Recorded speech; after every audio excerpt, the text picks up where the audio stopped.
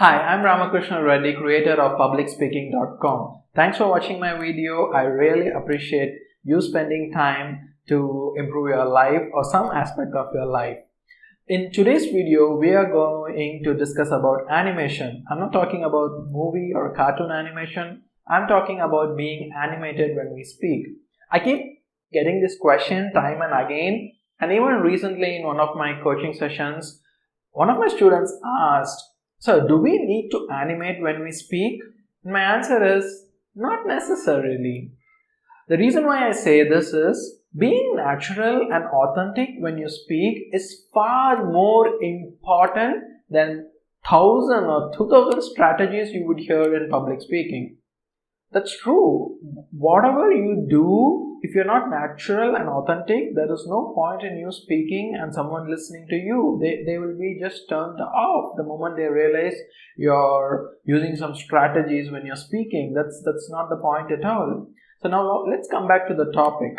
So even if you animate, you are okay as long as your animation is not distracting the listener. What do I mean by this? If I keep doing this when I'm speaking and I'm like trying to be more interesting, it might be distracting to you. At least if I am a listener, I would get distracted by me doing such actions. So that's what I'm trying to say. And I understand where people come from. They hear advices like, you will seem more interesting when you're speaking, and that's why you should animate, and different variations of that. But my whole take is, you animate as long as you're not going to distract your speaker. Now, if you ask me an overall strategy how to improve naturally, then here's what I would say. The technical term for animation is hand gestures, because that's the only tools you have at your disposal. So what do you do with it? My take is just leave your hands freely. Like, your hands are tools which will accentuate certain words, and based on what you're trying to say, like how I'm trying to stress at certain points and my hands naturally keep coming up, it will do its job. Otherwise, just leave it free. My first recommendation is just try to leave your hands freely and then speak. It's really a hard thing to do, just trust me. Unless you practice really hard, it's not at all easy to just speak by keeping your hands on the side.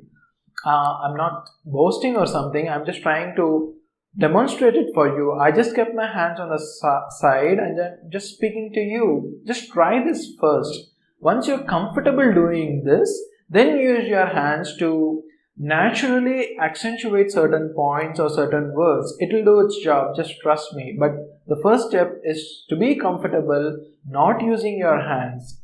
And again, I would not do any of this when you're actually speaking live before an audience, because at that point in time, the only job for you is to be in the present moment and speak what you are there to speak. Whatever you have been called to speak on a specific topic, or you're an expert and you're explaining some how-to topics, just go ahead and do that. Forget about all these aspects of body language and voice modulation. Those all would come when you're practicing for your speech. Now, this is what many people miss. All the strategies on a big picture level, like different aspects of body language, like hand gestures or animation in layman terms, or movement, or use of words, pronunciation, enunciation, all this will come when you're actually practicing for your presentation and not when you're actually live before an audience. Don't ever do that. That's my only piece of advice I would give. Don't try to implement any strategy when you're live before your audience. And even now, I'm just trying to be present and do the best I can so that you get what I'm trying to say.